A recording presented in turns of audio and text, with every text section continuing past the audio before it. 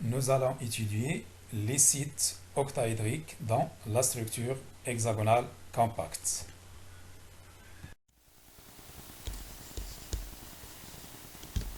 Maintenant, on va passer pour étudier les sites octaédriques dans la structure hexagonale compacte. Donc, on schématise la maille hexagonale, donc le plan A, les trois atomes du plan B qui sont à l'intérieur de cette maille et le plan A qui représente la face d'en haut de cette hexagonale. Alors, pour mieux visualiser les sites hexagonales, je vais représenter les atomes du plan B des hexagonales qui sont à côté. Donc je vais représenter cette hexagonale qui est ce sommet avec ce sommet. Je passe vers ce sens, ensuite là, là, là et là. Voilà.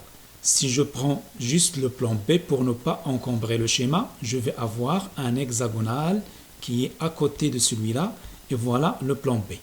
Donc, l'équivalent de cet atome-là sur le plan B de cette hexagonale-là, elle est située à ce niveau ici. Celle-là, ça va être vide. Là, elle est occupée, vide, occupée, pour que ça soit identique à ce plan B. Alors, je vais avoir un atome ici. Et on a dit la dernière fois, pour représenter un plan, un octaèdre, je dois avoir un carré et un sommet d'un côté et l'autre sommet de l'autre côté. Sinon, deux triangles dont les sommets sont opposés. Donc, si je raisonne sur les triangles, voilà, je vais avoir un triangle équilatéral. Le sommet, elle est vers moi. Et voilà un autre triangle équilatéral. Et le sommet, elle est vers l'intérieur. Donc, elles ont des sommets opposés. Et par conséquent, elles vont former un octaèdre. Si je raisonne sur un carré avec un sommet en haut et un sommet en bas, donc je vais considérer ce point, ou bien cet atome, avec celle-là, et je passe vers celle-là, et je monte en haut. Voilà un carré. Et cet atome-là, il va représenter un sommet, et cet atome ici, il va représenter un sommet. Donc voilà le premier triangle, le deuxième triangle avec deux sommets opposés et ça constitue un octaèdre. Voilà l'octaèdre, maintenant elle est là. Et maintenant je vais chercher le centre ou bien le site, le centre de cet octaèdre. Donc voilà le centre ici. Si je prends ces trois points-là, ces trois atomes, ils vont avoir comme barycentre le milieu de ce triangle-là. D'accord? Avec cet atome, il a une masse M, cet atome, une masse M, cet atome, une masse M. Et ces atomes, ils sont identiques. Donc chacune, il va avoir comme masse M. Donc, le barys, je peux les représenter par un seul atome ici, mais avec une masse 3m.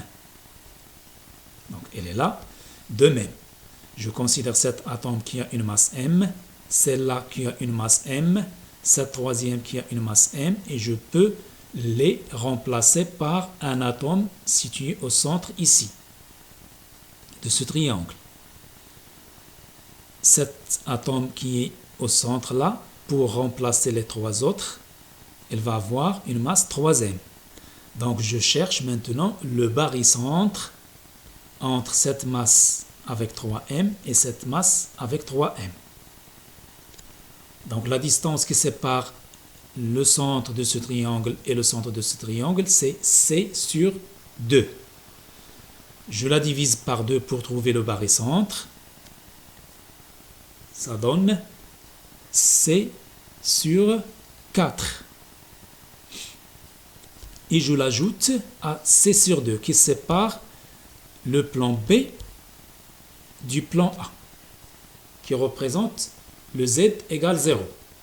Donc voilà C 1 demi, C fois 1 demi, plus C divisé par 4. L'ensemble, elle va donner 3 sur 4 par rapport à C. Donc voilà, le site octaédrique, elle est situé à Z égale 3 quarts. Maintenant, on va passer pour visualiser les autres sites octaédriques. Ce qui est dit pour ce octaèdre qui est en haut, je peux l'appliquer pour l'octaèdre qui est en bas. Donc voilà un triangle dont le sommet il est envers moi et un autre triangle équilatéral dont le sommet est vers l'autre sens. Donc l'ensemble, il va donner un octaèdre. Sinon, je peux dire que j'ai un carré. Voilà le carré. Avec un sommet situé à ce niveau et un deuxième sommet situé à ce niveau-là. Donc, il donne un octaèdre équivalent à celui qui est en haut. Donc, sauf avec un Z égal à 1 quart. Je fais le même raisonnement comme tout à l'heure. Ces trois atomes, je peux les remplacer par une masse 3m. Et ces trois atomes-là, je peux les remplacer ici sur le centre, sur le barycentre de ce triangle par une autre masse 3m. Et je trouve le barycentre de ces deux masses-là. Elle sera située à 1 quart.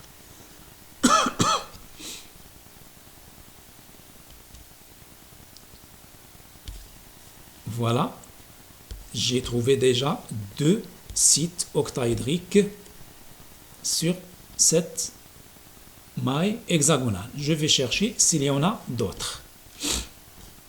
Maintenant, je vais considérer cet atome avec celle-là, avec celle-là.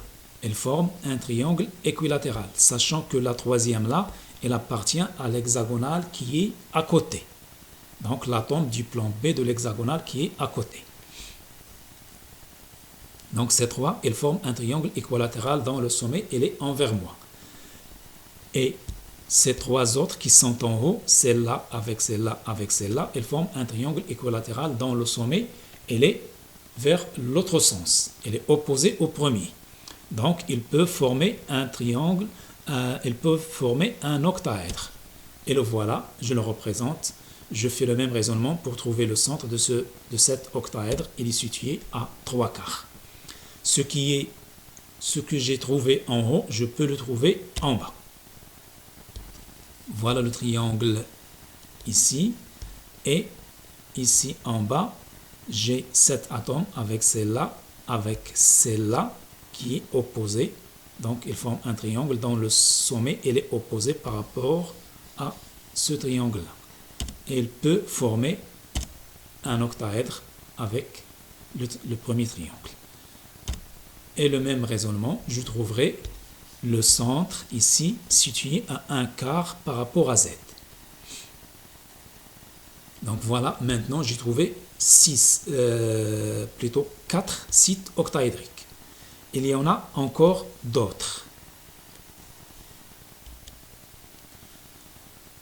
Si je considère ce triangle dont le sommet il est vers l'autre côté et je considère cet atome avec celle-là, avec l'atome du plan B de l'hexagonale qui est devant celui-là. Elles vont donner un triangle dont le sommet il est envers moi. Et ils vont former avec celui-là un octaèdre aussi. Et il va avoir un sommet, un centre ici situé à 3 quarts. Et son équivalent en bas avec un centre situé à 3 quarts. Donc je ne l'ai pas représenté pour ne pas trop encombrer le schéma, pour que ça reste clair. Maintenant, si je représente la pseudomaille, voilà ce que je trouve.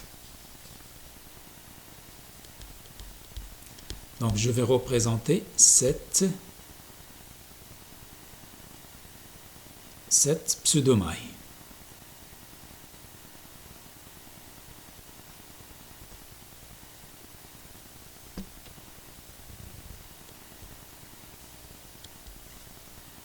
Cette pseudomaille-là. Donc, l'atome là, elle est située sur ce triangle. Voilà son équivalent. Et ici, je vais avoir le centre du site octaédrique. Elle est située à Z égale à 3/4. Et l'autre qui est en bas, elle est située à Z égale à 1/4.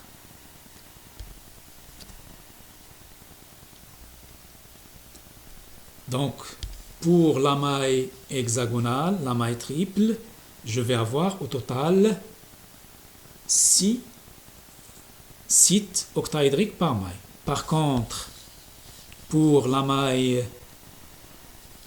pseudomaille, je vais avoir 2 sites octaédriques par maille. Et elles sont situées dans l'autre triangle opposé par rapport au triangle où il est situé l'atome du plan B. C'est intéressant à noter cette remarque. Lorsque j'ai l'atome du plan B situé ici sur ce triangle, les sites octaédriques, ils seront situés à 1/4 sur le plan à 1/4 et le plan à 3/4, mais sur le triangle qui est de l'autre côté.